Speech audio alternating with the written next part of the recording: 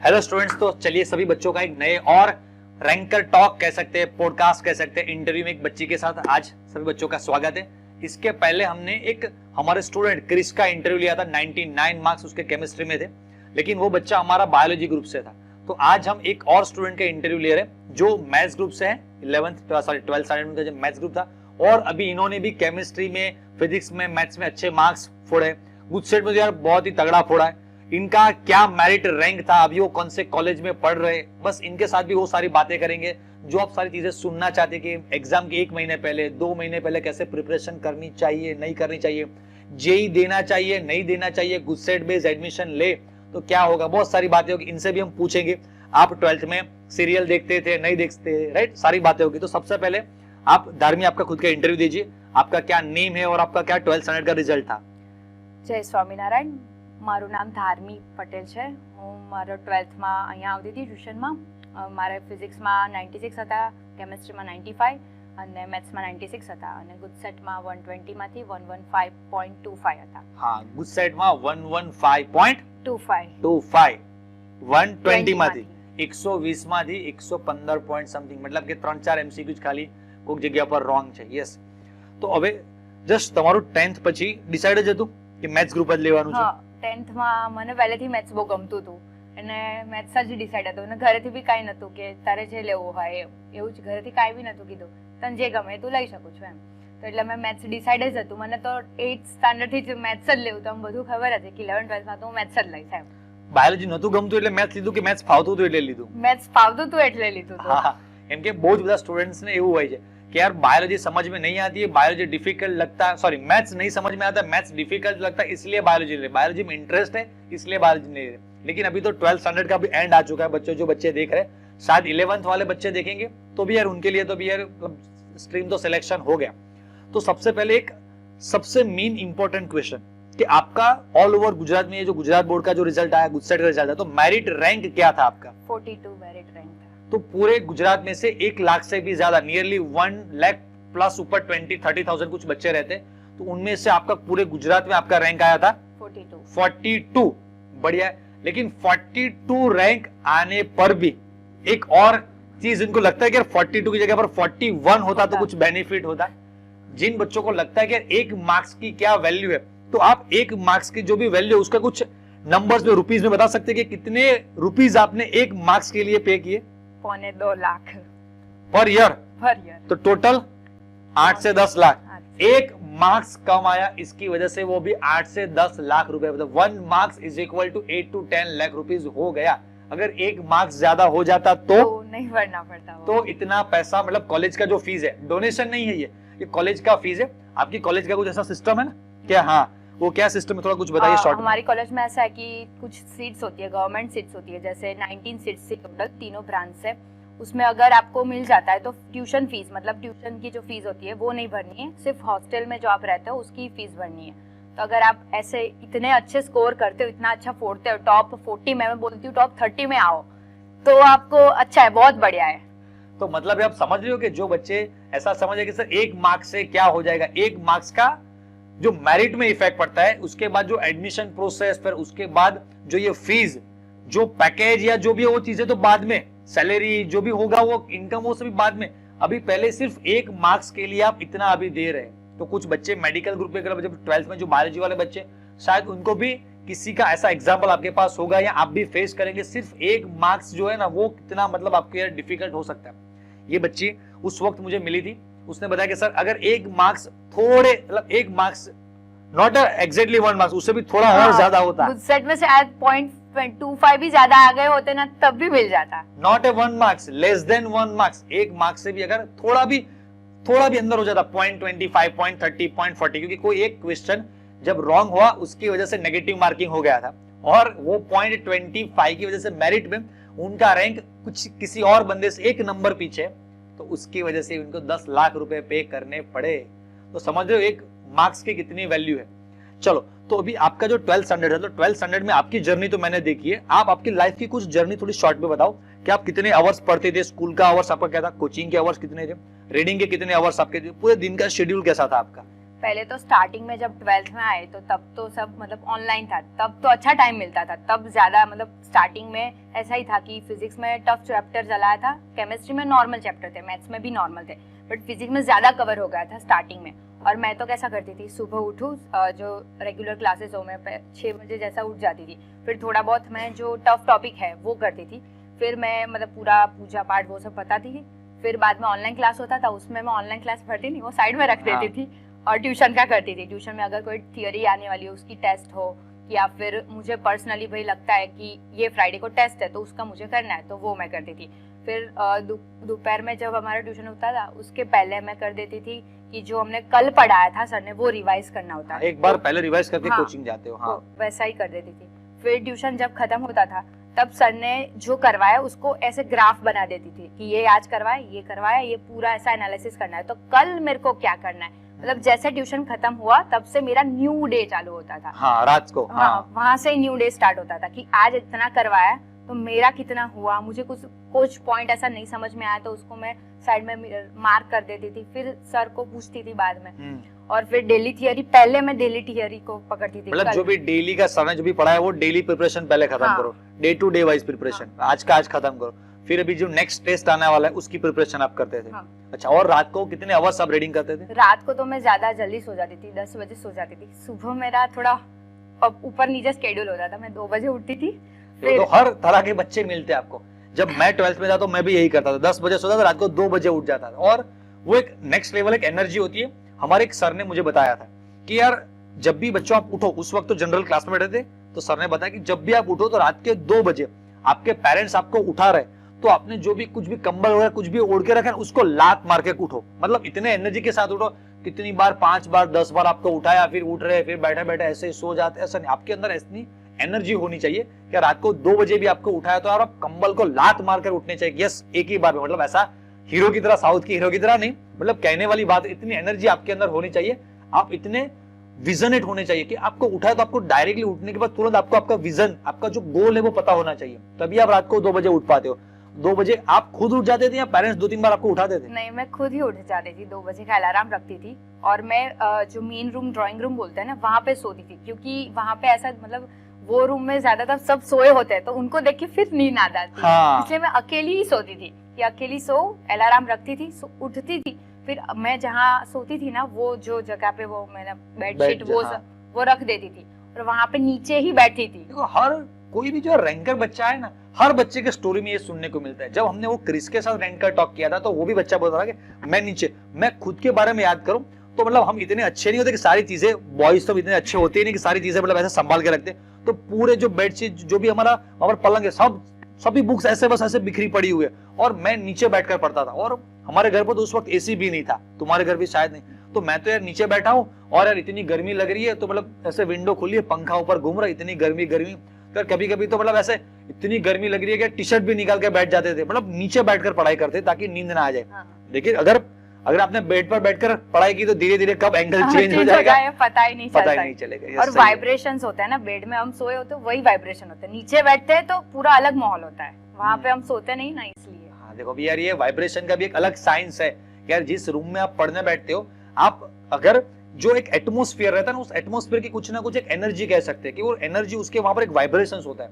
हम जब मंदिर जाते हैं तो हमारे अंदर ऐसे थॉट्स आते हैं। बस ऐसे ही जो भी कोई पढ़ाई का कोई माहौल है, मैं बच्चों को बताना चाहता हूँ कि कुछ बच्चे क्या करते, आज ड्राइंग रूम में पढ़ते, फिर मम्मी के रूम में पढ़ते, किस दिन अभी जो बाद आता है उनके रूम में पढ़ने बैठते। मतलब कुछ डिसाइड नहीं होता कि कहाँ पर मुझे पढ़ने बैठना है। तो डेली को एक जगह आप फिक्स कर लो कि मुझे यहाँ पर पढ़ने के लिए बैठना है। फिर 2 बजे से कितने बजे तक पढ़ते थे आप? 2 से 6 पढ़ती थी, मॉर्निंग 6 तक। हाँ, 6 तक। फिर थोड़ा 1 कलाक या 2 कलाक फिर सो जाती थी। 1-2 घंटे सो जाती थी। स्कूल तो मैं लेट ही जाती थी, फिर प्रेयर खत्म हो जाए तब मैं जाती थी। हर रोज मेरी बहन मुझे डांटती थी, पर चलता है भाई, स्कूल का इतना इम्पोर्टेंस मैंने नहीं दिया था, मैंने कोचिंग पर ही फोकस किया था ज्यादा ही कि भाई वही करना है। और स्कूल में मैं कैसे करती थी, लास्ट बेंच पर बैठती थी, आज थियरी है, फिजिक्स में ये है, केमिस्ट्री में है और मैथ्स में ये करना है, वो सब वो ही ले जाना। स्कूल का कोई बुक भी नहीं ले जाती थी मैं, लास्ट बेंच पे वही पूरा दिन वही करना। और रिसेस में सब लोग ऐसे मतलब घूमने चले जाते हैं, खाते हैं, फिरते हैं, मस्ती करते हैं, पर मैं नहीं चाहती थी, मैं अपनी थियरी करती, लास्ट बेंच पे सिर्फ वही करना है। वो एक डायलॉग है, देख रहे हो विनोद? बस वही, मतलब देख रहे हो ना कैसे बच्चे मतलब जो एवरेज बच्चे चलते हैं या जो मतलब पढ़ाई में इतने अच्छे नहीं होते और जो रैंकर बच्चे, उनमें क्या डिफरेंस रहता है, जो उनके गोल के प्रति उनका जो कॉन्शियसनेस है ना, वो कॉन्शियसनेस यहाँ पर दिखता है कि वो जो भी ब्रेक का टाइम होता है वो ब्रेक के टाइम में भी बीच में मतलब इतना टाइम वेस्ट नहीं करते, कुछ नाश्ता वगैरह करते करते भी कुछ ऐसी चीज उनके माइंड में प्री डिसाइडेड रहती है कि मुझे ये चीज आज ब्रेक के टाइम में मुझे खत्म करना है। तो ये सारी चीजें आपको यार पूरे साल ध्यान रखना है। जो 11th वाले बच्चे, 12th वाले के बच्चों के लिए तो भी ब्रेक या जो भी देखो सब खत्म हो चुका है। तो अभी लास्ट 1-2 महीने जब 12th में आप जब थे तो लास्ट 1 मंथ में भी प्रीलिम आ रहा है बच्चों का, फर्स्ट प्रीलिम या बोर्ड एग्जाम जो भी देख लो। तो अभी बच्चों के जनवरी फरवरी में उनका शेड्यूल कैसा होना चाहिए, कितने आवर्स आप पढ़ते थे, तो क्या करना चाहिए बच्चों को? मैं पूरा दिन पढ़ती थी मतलब ऐसे आवर्स फिक्स नहीं थे, मतलब पूरा सुबह उठूं तो पहले जो भगवान को याद किया, फिर भगवान को मैं बता देती कि मुझे इतना आज करना है, जो मेरा टारगेट है तो उससे एक कदम आगे ज्यादा टारगेट में रखती थी कि इतना हो ना हो पाए तो इतना तो मुझे करना ही है। तो वो मैं पूरा सेट कर देती थी। जब तक वो ना पते तब तक खाना भी नहीं और सोना भी नहीं। हाँ देखो, हर बच्चे को मैंने, ये कोई स्क्रिप्टेड नहीं है। इसके पहले जब क्रिश का जब रैंकर टॉक हुआ था तो क्रिश को कोई अलग बनना है, तो उसने भी यही डिसाइड किया था कि मेरा जब इतना मैंने डिसाइड किया है वो खत्म ना हो तब तक बस सोना नहीं है। तो एक अंदर से वो कहते हैं ना, एक आग रहती है कि बस इतना कंप्लीट करो, उसके बाद ही खाना पीना जो भी करना है। तो जैसे वो सचिन तेंदुलकर कहते थे, बस आपने बताया कि पूरे दिन पढ़ाई करते थे, I eat cricket, I walk cricket, I dance cricket, I जो भी है मतलब पूरे दिन क्रिकेट क्रिकेट क्रिकेट, मतलब बस इसी तरह से जो क्रिस के साथ रैंकर टॉक हुआ था उसने बताया था कि मैं सिर्फ 2 ही चीजें करता था, sleep and study, sleep and study, बस सोना, खाना पीना और फिर मतलब जो भी खाना पीना तो थोड़ा सा टाइम देते हैं, बाकी से पढ़ाई पढ़ाई पढ़ाई पढ़ाई। अच्छा चलिए, ये भी हमको पता है कि पढ़ाई पढ़ाई पढ़ाई कर रहे हैं, तो सारी चीजों को बैलेंस कैसे करना है? बच्चों को एमसीक्यू पर ज्यादा फोकस करना है, थियरी पर ज्यादा फोकस करना है, किस पर ज्यादा फोकस करना चाहिए ताकि वो 90+ या जो भी जिस भी लेवल पर है वहां से जो स्कोर में सबसे मेन अफेक्टिंग पार्ट कौन सा है? एमसीक्यू ही है, सबसे अफेक्टिंग पार्ट ही बोलते हैं तो एमसीक्यू है। देखो एमसीक्यू डिफिकल्ट पार्ट भी वही है, वही है। अगर तुमने जो आसान, तो सब पूरा झुंड आसान तो करने ही वाला है, पर हमें सबसे अलग बनना है ना, तो हमें डिफिकल्ट को करना है। देखो थियरी तो पूरे साल हमने की ही है, एमसीक्यू इतने ज्यादा फोकस भी नहीं किया है। स्टार्टिंग में तो हम लोग थियरी टेस्ट होता है, एमसीक्यू डेली टेस्ट नहीं होता, वो हमें खुद से करना होता है। तो मैंने तो एमसीक्यू ज्यादा फोकस लास्ट में किया था कि देखो गुड सेट में भी एमसीक्यू आने वाले थे, तो यहाँ पे सर सबको जो देते थे वो तो किया ही हमने, और ज्यादा मैं आपसे मांगने भी आती थी, मुझे ये दो ये दो ये दो। तो एमसीक्यू पर बच्चों अभी भी आपका प्रीलिम, अभी भी आप कब सुन रहे हो मुझे भी नहीं था, जब भी आपका एग्जाम हो तो देखिए कि यार एग्जाम को भी टाइम है थोड़ा, तो एग्जाम के 1 दिन 2 दिन 4 दिन पहले हर बच्चा थियरी पढ़ता है, क्योंकि उस वक्त थियरी का प्रेशर ज्यादा रहता है। उस वक्त आपके पास 2 ऑप्शन हो गए, थियरी एमसीक्यू। आपको एमसीक्यू को छूने का मन भी नहीं करेगा, यार थियरी पढ़ो, बस थियरी पढ़ो थियरी पढ़ो, तो आप थियरी पर उस वक्त तो पढ़ने वाले ही है। फिर स्कूल का कोई भी टेस्ट आएगा, first prelim, second prelim, paper practice, board exam के वक्त भी सारे बच्चे थियरी ही पढ़ते हैं और एमसीक्यू पार्ट आपका वीक रह जाता है। तो ज्यादा हो सके उतना अगर आपका एमसीक्यू, समझ लो कि यार आप रट्टा मारने में मास्टर हो, तो थियरी पार्ट में आप इजीली 40+ स्कोर पर। आपका थियरी में कितने मार्क्स थे केमिस्ट्री में और एमसीक्यू में कितने मार्क्स? थियरी में मतलब कटे हो गए, बिकॉज वो तो नहीं पता, पर एमसीक्यू में मेरा एक ही कटा था, वो तो मेरे को पता है। एमसीक्यू के अगर उनके समझ लो 45 + 48 47 49 मार्क्स है, तब जाकर उनका जो भी ओवरऑल जो भी मार्क्स है वो 90+ जा पाए। अगर किसी बच्चे का अगर समझ लो कि थियरी में एमसीक्यू पार्ट में 5 एमसीक्यू रॉन्ग हो गए तो 90+ जाना मुश्किल है, क्योंकि उस वक्त आपको यार थियरी में टोटल 50 आउट ऑफ 50 कवर करना पड़ेगा। तो समझ रहे हो कि यार एमसीक्यू पार्ट कितना इंपॉर्टेंट है। अभी एमसीक्यू फिजिक्स में ज्यादा टफ लगते हैं या केमिस्ट्री में? देखो केमिस्ट्री में ज्यादा लगते हैं। मुझे पहले पूरे साल केमिस्ट्री का ही डर रहा था, क्योंकि सब ऐसा बोलते हैं केमिस्ट्री का पेपर बहुत टफ आता है, बहुत टफ आता है, उसमें क्या करेंगे। और केमिस्ट्री कैसा है, हर रोज करो तो इजी लगता है, पर अगर एग्जाम के पहले दिन किया तब तो रोना ही आता है। तो इतने सालों से हर बच्चे का एक्सपीरियंस है, ये किसी भी बच्चे से पूछ ले कि जब आप पढ़ते हो थ्रू आउट द ईयर तो पढ़ने में सब्जेक्ट फिजिक्स इजी लगता है, नहीं फिजिक्स टफ लगता है, केमिस्ट्री इजी लगता है पढ़ने में, एग्जाम के वक्त फिजिक्स ओके लगता है, बट केमिस्ट्री सबसे टफ लगता है, ऐसा डरावना लगता है, बीच में आता है। तो समझ लो हर साल बच्चे का फिजिक्स तो अच्छा ही जाता है। इतने सालों से मैं जब पढ़ता था वो पढ़ा रहा हूँ, फिजिक्स सबका अच्छा ही जाता है। हाँ एक्चुअली में सब्जेक्ट वो टफ है, लेकिन उनके शायद मुझे लगता है कि इतने सालों से ऐसे टीचर ये मतलब वो बच्चे को समझते हैं कि यार अगर फिजिक्स में पेपर टफ बनाना चाहा तो वो तो केमिस्ट्री को भी तोड़ देंगे। लेकिन फिजिक्स का पेपर सालों से इजी ही आता है, तो बच्चों को फिजिक्स में इतना प्रॉब्लम नहीं होता है। केमिस्ट्री सबसे ज्यादा प्रॉब्लम होता है, और केमिस्ट्री में भी एमसीक्यू पार्ट थोड़ा टफ रहता है। फिजिक्स में जो न्यूमेरिकल है, जहां तक मेरा एक्सपीरियंस है, न्यूमेरिकल या एमसीक्यू इतने एक्सट्रीमली लेवल पे टफ नहीं आते, नॉर्मल होता है। हाँ, मतलब normal level टेक्स्ट बुक पर। का ही ज्यादातर टेक्स्ट बुक, और जो अगर आपने टेक्स्ट बुक पूरी मतलब खा ली हो तो तुम फोड़ पाओगे फिजिक्स। लास्ट ईयर तुम्हारा केमिस्ट्री का पेपर इजी आया था। हाँ, इजी लास्ट आया। ईयर केमिस्ट्री का पेपर इजी था। इसके एक साल पहले मतलब जब से नया सिलेबस जो एनसीईआरटी वाला चेंज हुआ है, वहां पर मतलब 3-4 सालों में एक बार तो मतलब एग्जाम हुआ ही नहीं है, मास प्रमोशन हो गया, एक बार डेडिकेटेड सिलेबस आ गया, फिर जो 2 अच्छे एग्जाम हुए उन दोनों में पेपर केमिस्ट्री का इजी आया था। तो इस साल भी इजी आए, ऐसा हम प्रार्थना करेंगे भगवान को प्रार्थना करेंगे। जो भी बच्चे सुनेंगे, हर बच्चा भगवान को प्रार्थना कर देना, खुद के लिए करना, हम भी प्रार्थना करेंगे।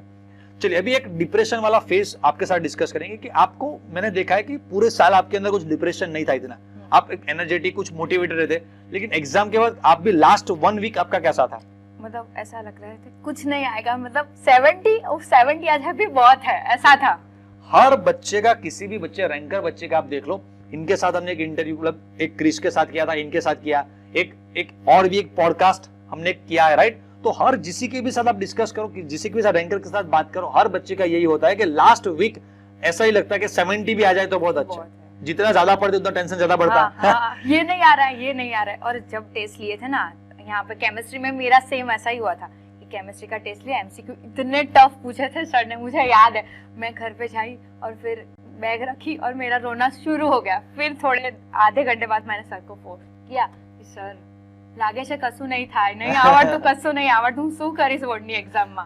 तो આ બધા છોકરાની લાઈફનો એક ફેઝ જ છે। किसी भी सक्सेसफुल इंसान को ले लो, हर बंदा रोया है, राइट? क्योंकि वो अपने गोल के प्रति इतना कॉन्शियस है, इसी वजह से तो रोना रहे, हम रोए हैं, सब रोया है। मतलब कोई ओपनली बताते नहीं, ये बच्चे इतने अच्छे हैं कि अभी ओपनली, और वो भी अभी बता पा रहे हैं कुछ हासिल कर लिया। इनका भी एडमिशन, आपका भी एडमिशन कहां पर हो चुका है? DIICT। यस, गुजरात का जो टॉप लेवल का कॉलेज है DIICT, उनमें उनका एडमिशन हो चुका है, मेरिट में 42 रैंक के साथ, राइट? इन्होंने भी JEE की प्रिपरेशन नहीं की थी। तो उस टॉपिक पर भी आते हैं, तो भी इनके डिप्रेशन स्टोरी पहले सुन लेते कि फिर इनको भी ऐसा डिप्रेशन फील होता था, वो भी रोए थे, फिर उन्होंने भी सर को कॉल किया था। तो मैं बस हर बच्चे को बताना चाहता हूँ कि आप थोड़े स्पिरिचुअल हो जाओ लास्ट 2-3 महीनों। ऐसे तो होना ही चाहिए, ये कोई ऐसा सौदा नहीं है भगवान के साथ कि 2 महीने स्पिरिचुअल होते फिर नहीं। मतलब थोड़ा स्पिरिचुअल एक्टिविटी, मतलब तो भी कुछ, जो भी घर पे आप भगवान की पूजा वगैरह जो भी करते हो, थोड़ा भगवान पे मैं कह सकता हूँ कि स्पिरिचुअल मतलब भरोसा रखना स्टार्ट कर दो, भगवान को प्रार्थना करना स्टार्ट कर दो, राइट? कि यार मैं ये काम कर रहा हूँ, भगवान आप मेरे साथ रहना, ये जो भी डिप्रेशन मुझे फेस हो रहा है आप मेरे साथ रहना, जो भी आपके दिमाग में जो भी थॉट्स चल रहे हैं सारी बातें भगवान के साथ करो, राइट? उसके बाद आप थोड़ा तो डिप्रेस तो भी फील करोगे, क्योंकि भगवान आपके साथ लाइव बात नहीं करेंगे तो अच्छा है, आप इतने अच्छे भक्त होंगे तो। बाकी मैंने जैसे दूसरे सेशंस में भी बताया हुआ है कि वैसे ही कि आप, आपके जो टीचर्स है, मैं देखता हूँ कि हर जो रैंकर बच्चा है ना, वो टीचर्स के साथ अच्छा कनेक्टेड रहता है, चाहे वो फिजिक्स, केमिस्ट्री, मैथ्स के जो भी टीचर्स है, स्कूल के भी टीचर्स हो सकते हैं, जिनके साथ आपका अच्छा ट्यूनिंग बैठ रहा, उन टीचर्स के साथ बात करिए। आपके अंदर जो भी डिप्रेशन है वो सारी बातें कीजिए उनके साथ कि सर मैं ये फील कर रहा हूँ, या मैं ये फील कर रहा हूँ। पॉजिटिव चीजें तो भी शेयर कीजिए कि सर मैं ऐसे प्रिपरेशन कर रही हूँ, सही जा रहे हैं ना, तो वो भी चीजें शेयर कीजिए। वो कहता है ना कि यार दुख बांटने से कम होता है, मतलब बात करने से वो दुख कम होता है। डर तो सबको लगता है ना, वो माउंटेन ड्यू के एडवर्टाइज, डर सबको लगता है। हाँ, अभी आज इस सेशन में हम बैठे हैं तो यार हर जगह पर हर बंदे को, मेरे लिए ये चीज यूज्ड टू है, इनके लिए ये चीजें यूज्ड टू नहीं है, राइट? तो यार डर तो सबको लगता है, आज कोई भी नहीं है फिर भी सबको डर लगता है। तो कोई भी जगह पर हो, चाहे वो सचिन तेंदुलकर ले लो, विराट कोहली ले लो, या XYZ प्लेस, कोई भी बंदा ले लो, जब उनके लाइफ के भी ऐसा कोई क्रिटिकल सिचुएशन जो लाइफ चेंजिंग मोमेंट है कि 12th में रिजल्ट अच्छा नहीं आया तो ये होगा, पॉजिटिव थॉट्स भी आते हैं, नेगेटिव थॉट्स भी आते हैं। आपने कहीं पर ऐसा किया था कि आप बैठे बैठे जब पढ़ाई में बोर हो रहे थे तो मेरे इतने प्रिपरेशन करूंगा, केमिस्ट्री में इतने मार्क्स आएंगे, फिजिक्स में इतने आएंगे? किया था। हर बच्चे की स्टोरी रहती है। किया था कि फिर केमिस्ट्री में तो आ जाएगा, मतलब फिजिक्स का तो मुझे वो बहुत पसंद था। मुझे लिखते रहते थे, हर एक वीक में वो चेंज होता रहता, हर वीक में वो चेंज होता रहता। दो मार्क्स बढ़ाते थे कि यार नहीं इसमें थोड़ा ज्यादा आना चाहिए। आ जाएंगे। हाँ। फिर यार इसमें तो नहीं, इसमें अगर मैं 85 आ रहा है हाँ। तो इसमें अगर मेरे इसमें इतने आ गए तो हो जाएगा, ऑल ओवर हो जाएगा, इतने ऊपर चला जाएगा, फिर सबका मिलाकर इतने हो जाएगा, गुड सेट में मेरा इतना आ जाएगा तो इतना हो जाएगा। बस ऐसे प्लानिंग करते रहे। हाँ, तो ये मैं इनका नहीं बता रहा हूँ, मैं खुद का बता रहा हूँ। तो हर बच्चा बस इस लास्ट, और जैसे एग्जाम नजदीक आता है ना तो ये सिचुएशन ज्यादा आती है कि बस लिखते इतने, यार फिजिक्स में थोड़ा वीक है तो फिजिक्स में 80 ही आएंगे, इससे ज्यादा नहीं आएंगे। तो फिर केमिस्ट्री में इतने आएंगे, फिर मैथ्स में इतने आएंगे, तो इसमें इतना करना चाहिए। तो हर बच्चे इस डिप्रेशन फेज से आप पास होते ही है, लेकिन ऐसा होता है कि सर के साथ आप बात करते तो डिप्रेशन कम हो जाता है। बहुत ज्यादा कम हो जाता है कि नहीं, मतलब हो जाएगा भगवान पे भरोसा है, हो जाएगा ऐसा। तो एक वो धोनी मूवी का एक डायलॉग है, बात करना चाहिए, बात करने से प्रेशर कम होता है। आपने सुना होगा रेलवे स्टेशन पर वो मूवी में सीन है ना, महेंद्र सिंह धोनी बैठे और वो जो उनके जो हेड है उनके साथ बात करते हैं और कहते हैं कि बात करना चाहिए, बात करने से टेंशन कम होता है। बस वही बात करना चाहिए, क्योंकि अब ये फेज ही ऐसा है कि आपको साइकोलॉजिकल कोई समझता नहीं है। मैं तो पहले ये कहता हूँ कि आपके पेरेंट्स के साथ बात हो कि मम्मी पापा मुझे ये प्रेशर फील हो रहा है, ऐसा हो रहा है, ऐसा हो रहा है, तो यार सबसे पहले जो भी कहते हैं मेन मेंटर तो आपके वो है, उनके साथ बात करेंगे तो सबसे पहला प्रेशर तो वहां से कम हो जाएगा। जो पेरेंट्स भी ये सुन रहे तो उन पेरेंट्स के साथ भी मैं ये चीज एक मैसेज देना चाहूंगा कि आप अपने बच्चे को किसी और के साथ कंपेयर मत करो। मतलब यार इनको ये बताओ कि आप यार कर सकते हो, उनको पुशअप करो कि यार आप अभी 70 ला रहे हो तो आप बच्चे भी थोड़ी और मेहनत करो, हम भी आपके साथ सपोर्ट में, आप 75 आप 80-85 तक जा सकते हो। ऐसा मत कहो कि देखो आपके मामा का लड़का है वो इतना ला रहा है तो तुमको तो करना ही चाहिए, ये देखो इसको मेडिकल में एडमिशन मिल गया और तुम कुछ नहीं कर रहे हो, राइट। किसी और के साथ कंपेयर कर हाँ उस वक्त आपको भी पता है, मैं पेरेंट्स के साइड से बात करूंगा तो पेरेंट्स को भी यार, क्योंकि they are not a good mentors, मतलब यार उनके अंदर ऐसा टैलेंट, हर पेरेंट्स के अंदर ऐसा टैलेंट नहीं होता है कि वो हर बच्चे को साइकोलॉजिकल ट्रीटमेंट दे, ऐसे ही वर्ड्स बोले, कैसे वर्ड्स बोलने चाहिए नहीं बोलने चाहिए, क्योंकि ये हमारा रोज का धंधा है, ये हमारा काम है, ये हमारा काम है कि हमको पता होता है कि इस वक्त बच्चे क्या चीजें फेस कर रहे हैं। तो ऑब्वियसली बच्चे एंड पेरेंट्स दोनों के साइड से मैं कहना चाहूंगा कि यार हर बच्चे को ये समझना चाहिए कि जो मेरे पेरेंट्स मुझे ये जो कह रहे हैं वो मेरे अच्छे के लिए मुझे कह रहे हैं, राइट। उनको दिमाग में ऐसा कुछ नहीं है, और पेरेंट्स जो भी कह रहे हैं तो उनके भी यार ऑब्वियसली उनके दिल में बस यही चीज है कि हमारा बच्चा कुछ अच्छा पढ़ जाए, लेकिन सिर्फ एक चीज कर लो कि यार किसी के साथ कंपेयर मत करो, हर बच्चा यूनिक है, उससे जितना भी हो सकता है उतना करने दो। लास्ट 1-2 महीने भी जो बचे उनमें तो यार ऑटोमेटिकली बच्चों पे इतना प्रेशर रहता ही है, क्योंकि हर जगह पर कोचिंग में देखो सर टीचर्स भाई ऐसे ही करते रहते हैं, हर जगह पर एक एटमोस्फेयर, एक माहौल ऐसा बना होता है। ऐसा हुआ है कि आप पढ़ने बैठे हो, पढ़ के बस घर से थोड़ा बाहर निकले, किसी ने पूछ लिया कैसे 12th बोर्ड है, पढ़ते हो कि नहीं पढ़ते? हर बंदा हमको याद करवाता है कि 12th बोर्ड है, 12th बोर्ड है। गली का कुत्ता भी याद कराता है। मैं हर बार बच्चों को ऐसा कहता कि जब मैं 12th में था यार 4-5 घंटे पढ़ लिया, फिर लगा बच्चों 2-4-5 मिनट वॉक के लिए बाहर निकल, थोड़ी 5-10 मिनट खेलते सोसाइटी में बैठने के लिए जाते, जैसे देखा तुम तो 12th में ना पढ़ो यार, क्या टाइम वेस्ट कर रहे हो, जैसे बाहर का कुत्ता भी भौं भौं करके बोलता है कि तुम 12th में जाओ, घर पे जाओ। गली का कुत्ता भी ये कहता है कि तुम 12th में हो। तो हर जगह पर एक एटमोस्फेयर बना होता है कि तुम, और जैसे जैसे एग्जाम नजदीक आते आपके रिलेटिव्स आपको कॉल करते थे, કેવું ચાલે છે ભણવાનું, થઈ ગયું બધું, હવે તો તારા એક્ઝામ છે। और मेरे फिजिक्स के पेपर के अगले दिन आए थे मेरे पापा के फ्रेंड, हमें मिलने आए थे, वो इतना प्रेशर देखे गए, एक तो यहाँ पे फटी पड़ी है कल क्या होने वाला है, और वो प्रेशर देखे चले गए। मतलब एग्जाम के 2-4 दिन पहले, 5 दिन पहले मैं एक एडवाइस देना चाहता हूँ, आप एग्री करते हो तो बताएं, कि फ्रेंड से ज्यादा बात मत करो। सही है। हर बच्चा एक दूसरे को हर वो कहता है हर सब बच्चे की फटी पड़ी, सबकी लगी पड़ी हुई, तो यार मुझे इतना टेंशन है तो चलो मैं कॉल करके धार्मी से पूछती हूँ कि तुमने कितना किया। अगर धार्मी ने बताया कि यार मेरा भी यार बहुत टेंशन, यार मुझसे भी कुछ नहीं, तो ठीक है यार धार्मी से नहीं हो रहा है। मतलब यार हर बच्चा ऑब्वियसली ऐसा टेंशन होता है तो हर बच्चा किसी और को कॉल करके पूछता रहता है कि तुम्हारा कितना हुआ। रिलेटिव्स भी फोन करके एक सिस्टम, एक रिवाज हो चुका है कि चलो यार इनकी बच्ची है, इनका बेटा अभी 12th में है, कल एग्जाम स्टार्ट हो तो बेस्ट ऑफ लक कहने के लिए फोन करते, उनको मिलने के लिए जाते। तो यार अगले दिन किसी को भी मत मिलना, जितना भी हो सके उतना अवॉइड करना। आपके पेरेंट्स को बोल देना कि ऐसा कह दे कि यार वो है पढ़ रहा है, अभी पढ़ाई कर रहा है, तो कोई भी रिलेटिव या गेस्ट ऐसा नहीं कहेंगे कि नहीं पढ़ना है तो वो तो फिर पढ़ेंगे, नीचे आ जाओ हमारे साथ बात करो, वो ऐसा ही कहेंगे नहीं पढ़ने दो। मतलब जितना भी हो सके फोन कॉल्स, रिलेटिव से मिलना, सारी चीजें अवॉइड करो। आपके पेरेंट्स को बता दो, मम्मी पापा को बोल दो कि यार मामा का फोन आ रहा है या किसी का भी अंकल का फोन रहा है, बोल दो कि कोचिंग गया, अभी सो रहा है, अभी पढ़ाई कर रहा है, दोस्त के घर गया, लेकिन जितना भी हो सके उतने कॉल्स आप अवॉइड करो, राइट। चलो आप भी ऐसा करते थे? अगर फिर अभी आपको कुछ मोबाइल वगैरह का एडिक्शन नहीं था कि था? थोड़ा बहुत था, मतलब ऐसा ही कि किसी का टेक्स्ट, वीती का टेक्स्ट था, मेरी फ्रेंड का नाम था, वो बोल रही थी ये, तो देखने का मन हो जाता था। और मैं क्या करती थी, मैं ऊपर पढ़ने बैठती थी, सुबह को ऊपर नहीं जाती थी, वहाँ पे मेरी बुआ वो लोग सोते थे, इसलिए मैं ड्राइंग रूम में पढ़ती थी, बट पूरा दिन ऊपर ही रहती थी, तो फोन में नीचे रख के जाती थी और मैं ऊपर चली जाती थी, इसलिए मैं जहाँ हूँ वहाँ फोन नहीं चाहिए। लेकिन मतलब ये वो है कि जो YouTube पर या कहीं पर भी कुछ भी सीरियल वगैरह कुछ भी नहीं देखते थे? आईपीएल देखने का बहुत शौक था। आईपीएल देखने का शौक था, हाँ। फिर कोई सीरियल अनुपमा? नहीं ऐसा सीरियल अनुपमा वगैरह कुछ नहीं थी? राधा कृष्ण? चलिए लड़की सीरियल नहीं देखती, पहले ऐसी लड़की। आपको पानीपुरी पसंद है? नहीं, थोड़ी। हाँ, एक ऐसी लड़की मिली कि जिसको सीरियल पसंद नहीं है और पानीपुरी पसंद नहीं है, ऐसे भी लोग होते हैं दुनिया में।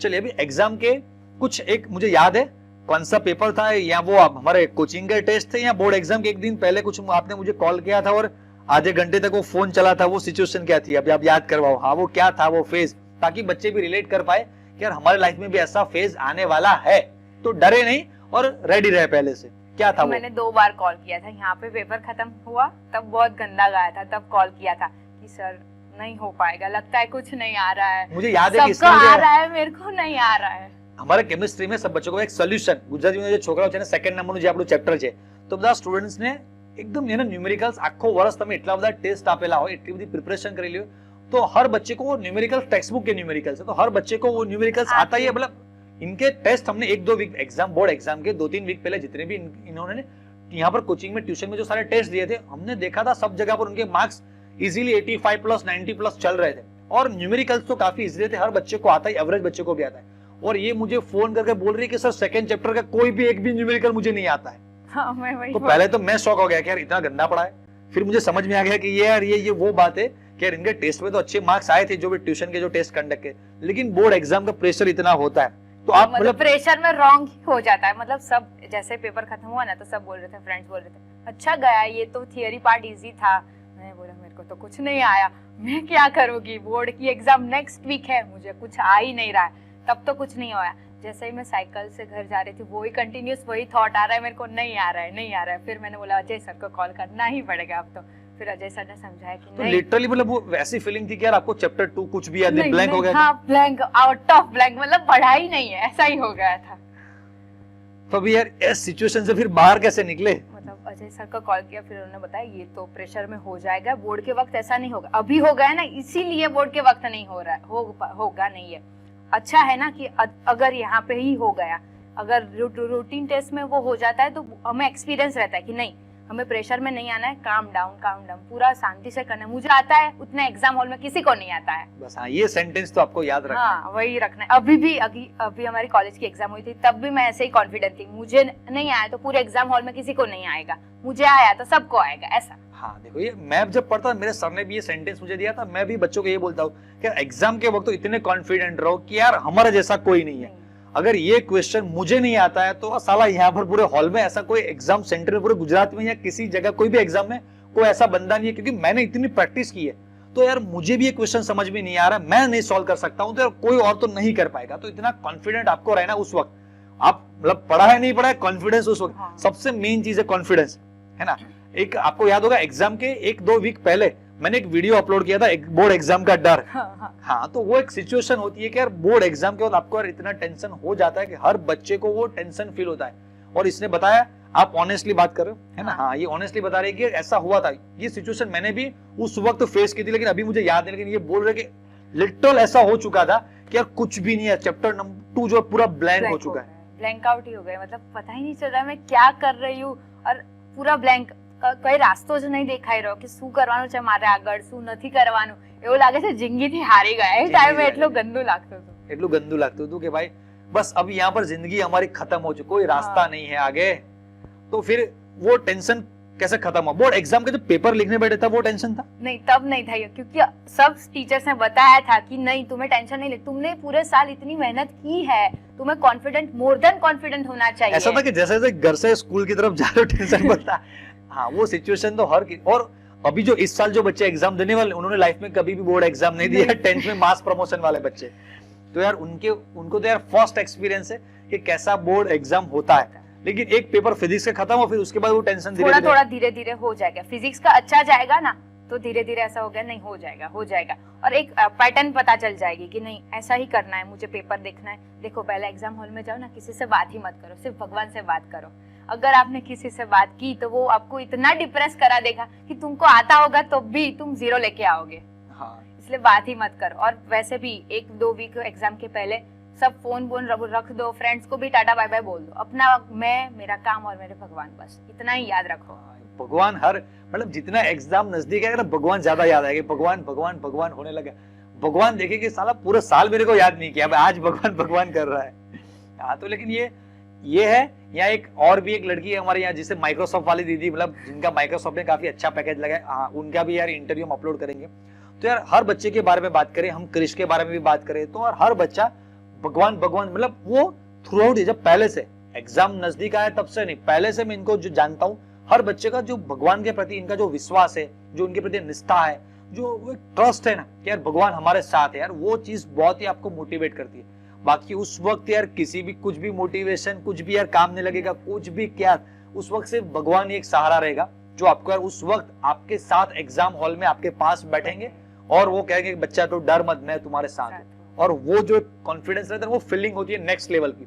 हाँ, वो भी यार वो एग्जाम हॉल में जाकर क्या करना है उसके बारे में हम इन फ्यूचर और भी बातें करेंगे, अभी मुझे याद आ रहे हैं, लेकिन वो किसी और वीडियो के बारे में हम किसी और वीडियो में उस सारी चीजें बातें करेंगे। तो आपका एग्जाम गया, फिर बोर्ड एग्जाम और गुजसेट के बीच में कितने दिन थे आपके पास? 10 दिन। वो तो सबसे गंदा फेज था पूरे 12th में, सबसे गंदा फेज और डिप्रेसिव फेज सबसे। वो 10 डेज थे। तो वो 10 दिन में प्रिपरेशन हो जाती है, पहले से प्रिपरेशन गुजसेट के लिए करना ही पड़ता है? पहले से करना पड़ता है, मतलब जो हमने जो हर रोज एमसीक्यू करवाए थे वो गुजसेट लेवल, नीट लेवल के ही थे, जेई लेवल के भी योगी पब्लिकेशन के किए थे, वो ज्यादातर वही थे। बट जो 10 डेज में ऐसा था कि कैसे पूरा कोर्स, और वो गुजसेट में तो 3 सब्जेक्ट साथ में देने थे। हाँ, वो सबसे गंदा था। हाँ, कि एक साथ 40 चैप्टर्स आपको एक साथ याद करके जाने। और 10 डेज में केयूर सर यहाँ से ये दे रहे हैं, अजय सर ये बोल रहे हैं, और वैसे अजय सर लास्ट में ले रहे थे और वो भी एक्स्ट्रा करवाते थे कि नहीं थोड़े 5-10 मिनट रह जाओ। तो वो सबसे ऐसा लग रहा था नहीं हो पाएगा।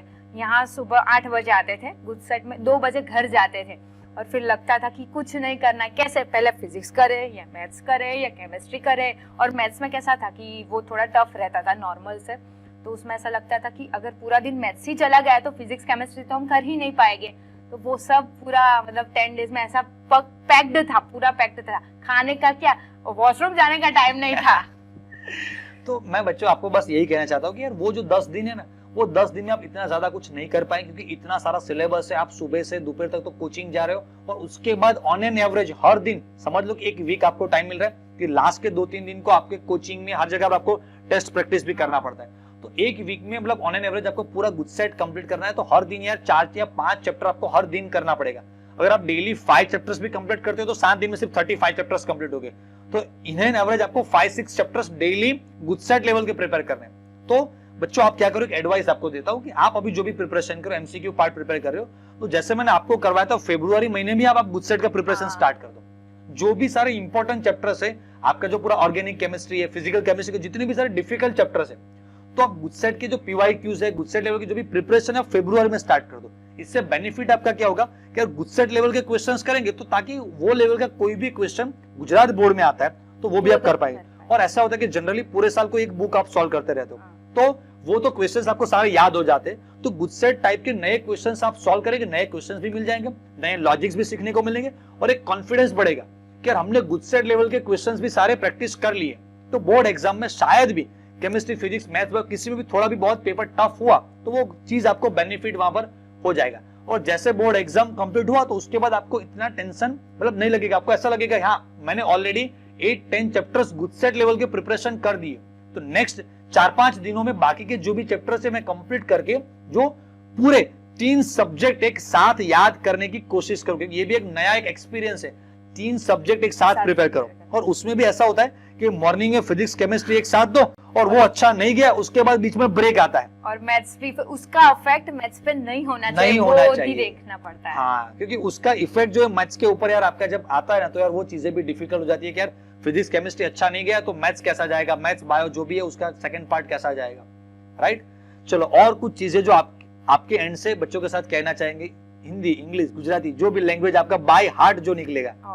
जो भगवान ने तो તમારે જોડે જ રાખવાના પહેલેથી જ તમારો 11th વાળા છે તમને જો 11th થી જ અત્યારથી જ એવી ટેવ પાડી દેવાની કે સવારમાં ઉઠો તો રોજનું સ્કેડ્યુલ ભગવાનને કહેવાનું અને સુવો ત્યારે કહી દેવાનું કે મેં આટલું આટલું ભગવાન કર્યું જેટલું મારાથી થતું હતું એનું 100% મેં આપ્યું, હવે તું જોઈ લેજે એમ। बस हाँ, ये मेन हम भी हमारे लाइफ में ऐसा करते हैं कि पूरे दिन यार काम करते हैं, फिर मैं और हमारी टीम जब रात को 8 बजे सब कुछ ऑफिस बंद करते हैं तो बस भगवान को ये कहते हैं कि जितनी तुमने बुद्धि शक्ति जो भी दिया, जितनी भी शक्ति दी थी बस उतना हमसे हो सका उतना किया, तो आगे का यहाँ से आगे आप देखो।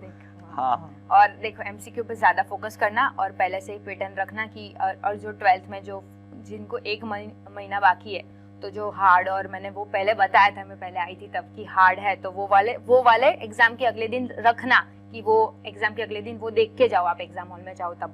और इजी वाले फिर अभी से इजी वाले थोड़े थोड़े करना, और ज्यादा से ज्यादा दूसरे प्रैक्टिस हो, एमसीक्यू टफ लेवल के, जेई लेवल के भी करो, थोड़े बहुत नीट लेवल के भी करो, तो अपना माइंड वो चारों और देखेगा, ये भी आएगा, ये भी, मतलब एक ट्रेनिंग मिल जाती है, माइंड को शार्पनेस ज्यादा बढ़ेगी, तो कॉन्फिडेंस बढ़ेगा, तो एग्जाम में आप कोई भी मुझे दो, कोई भी मैं कर पाऊंगी, ऐसा इतना कॉन्फिडेंस आ जाएगा।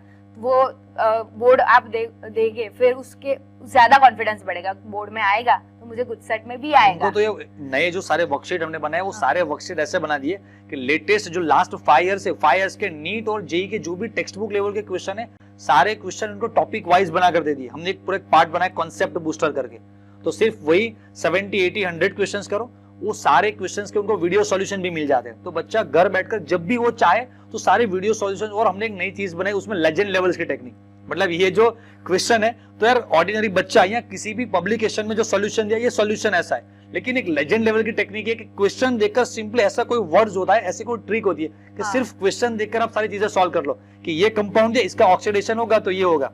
हमने आपको एक सेंटेंस याद करवाया था, वो सेंटेंस क्या है, किसी का कोइनोवर reduction 1 degree alcohol, product 1 degree alcohol, कीटोनो 2 डिग्री अल्कोहल, जो भी याद है। यस, मैंने बच्चों को बताया था कि ये जो सेंटेंस है, किसी का भी reduction product 1 degree alcohol, ketone का 2 डिग्री अल्कोहल, तो ये सेंटेंस अभी भी इनको भी याद है। यार हमारे जो सीनियर्स है शायद उन बच्चों को भी ये सेंटेंस याद होता है कि किसी का भी रिडक्शन। तो ये टेक्निक होती है कि आपको जो कंपाउंड्स होते हैं ना, वो कहते हैं कंपाउंड ने उनका जो वो कहते हैं उनकी जात देखनी है कि मतलब ये अल्कोहल है, ये फिनॉल है, एल्डिहाइड है, रिडक्शन हो रहा है तो प्रोडक्ट आपका यही बनेगा। तो 4 ऑप्शन देखकर आप डायरेक्टली लेजेंड लेवल के सॉल्व कर पाते हो। और इन बच्चों को तो इतना इजी बना दिया हमने कि उनको हर बच्चे में वो क्रिएटिविटी नहीं होती है कि खुद के कलरफुल नोट्स बनाए। लड़कियों में थोड़ी बहुत जो क्रिएटिविटी होती है कि डिफरेंट कलर के पेन वगैरह यूज करके वो क्रिएटिव नोट्स बना पाते, लेकिन हमने तो हमारे एंड से सारे printed creative notes, sticky notes सब कुछ बनाकर उनको दे दिया रेडी टू यूज, कि सिर्फ आपको ये रेडी है इतने नोट्स। वो नोट्स हमने ऐसे बनाए कि कोई भी क्वेश्चन, कोई भी कंसेप्ट वहां पर ना छूटे, सारी चीजें, सारी टेक्निक उसमें कवर कर दिए। और जो मेन कीवर्ड्स है, जैसे हमारा पी ब्लॉक एलिमेंट्स है, तो हर लाइन से कोई ना कोई छोटा सा क्वेश्चन बन सकता है, तो वो लाइन और यहाँ से ये वर्ड आपके लिए काफी इंपॉर्टेंट है, वो सारे पिंक कलर या ये कलर डिफरेंट कलर से उनको हाईलाइट करके दे दिए।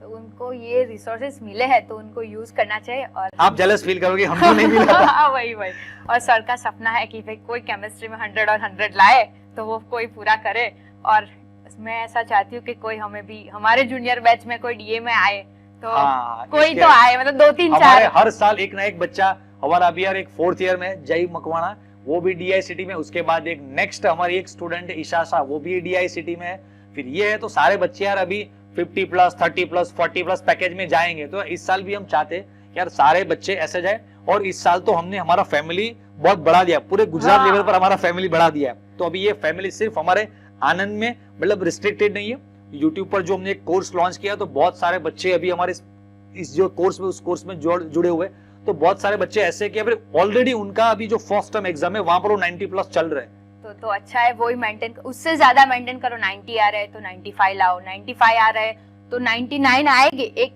थोड़ा बहुत रहेगा कि यार मेरा ये लूप है, ये मेरा ड्रॉबैक है, तो उसको कवर करो, यहाँ पे मेरा ड्रॉबैक, और ऐसा माइंडसेट बनाओ कि नहीं मुझे तो करना ही है। भूल जाओ सब चीजें, 12th में सिर्फ पढ़ना ही पढ़ना है, फिर अच्छा है अगर एक कॉलेज सिक्योर होगी तो तुम्हें ऐसा रहेगा कि नहीं हमें थोड़ा बहुत तो मिलेगा, अभी है। मुझे ऐसा लगता था कि जो आप जैसे लोग जो बड़े सिटीज में रहते हैं, जो अहमदाबाद, राजकोट, आनंद, सूरत, तो वो सिटीज में तो कुछ ना कुछ उनको कोचिंग अच्छा मिल जाता है, लेकिन यार जो बैकवर्ड एरिया में, छोटे छोटे डिस्ट्रिक्ट, छोटे छोटे गांव में जो बच्चे रहते हैं उनको ये फैसिलिटी नहीं मिलती है। वो सिर्फ सोचते रह जाते हैं कि यार हम कब ऐसे कॉलेज में जाएंगे। तो हमने एक ऐसी चीज बना दी कि यार हर बच्चे के घर तक, मतलब वो बच्चा या कच्छ के किसी छोटे से गांव में बैठा है, या जूनागढ़ में कहीं छोटे से गांव में बैठा है, या द्वारका के छोटे से किसी गांव में बैठा है, या वलसाड़, बनासकांठा, महसाणा, किसी भी डिस्ट्रिक्ट के किसी भी छोटे से गांव में बैठा है, वो बच्चा भी सारी इस नेक्स्ट लेवल की जो सारी चीजें कि जहां पर वो चीजें उनको अवेलेबल नहीं रहती है, राइट। मतलब किसी भी छोटे से गांव में गए तो वहां पर मैकडोनल्ड्स होने के चांसेस नहीं है, लेकिन अब यार ये ऑनलाइन मैकडोनल्ड्स की, ऑनलाइन को ऐसी चीज है कि यार आप घर बैठे हो चीजों, मतलब वहां पर शायद अमेज़न नहीं होगा, मतलब वहां पर वो डिलीवर नहीं करते होंगे, जोमेटो वहां पर डिलीवर नहीं कर रहा होगा, लेकिन हम कंटेंट वहां ऑनलाइन वहां पर वो कंटेंट उनके घर तक डिलीवर कर रहे हैं। तो बस ऐसा ही हमारी एक एक्सपेक्टेशन है, एक अंदर से वो कहते हैं एक भावना है, इच्छा है कि यार गुजरात का हर कोने से में छोटा छोटा बच्चा जो कोई भी बच्चे वो भी यार इतने अच्छे अच्छे कॉलेज में जाए, और 2-3 सालों के बाद वो भी बच्चा मुझे कॉल करके बोले कि सर हम आपके इस ऑनलाइन कोर्स में जुड़े थे, और सर अभी मैं इस कॉलेज में हूँ या इस कॉलेज में एडमिशन मिल गया है और अभी मुझे भी इतना पैकेज लगा है, तो यार आपका भी इसी तरह का कुछ अच्छा सा आपके भी साथ यार रैंकर टॉक करेंगे, पॉडकास्ट करेंगे, ताकि आने वाले और नए बच्चों को आपसे इंस्पिरेशन मिल पाए। ओके धर्मी, तो थैंक यू, आप हमारे सेशन में अभी आए, इस बच्चों को गाइड किया। ओके बच्चों, तो ऐसे और भी सेशंस हम हमारे चैनल पे लाते रहेंगे। आप कमेंट करना कि इनमें से और भी ऐसी कुछ जो चीज है जो आपसे छूट गया, आप पूछना चाहते थे, तो यार वो आंसर्स ऐसा होगा तो हम फिर से दोबारा इनको बुला लेंगे। आप यार ये भी क्वेश्चन है बच्चे के, इनके आंसर दे दीजिए या मैं उनके आंसर दे दूंगा। ओके बच्चों, तो चलो सबको, आपको सबको थैंक यू, धन्यवाद, tata bye bye, have a nice day.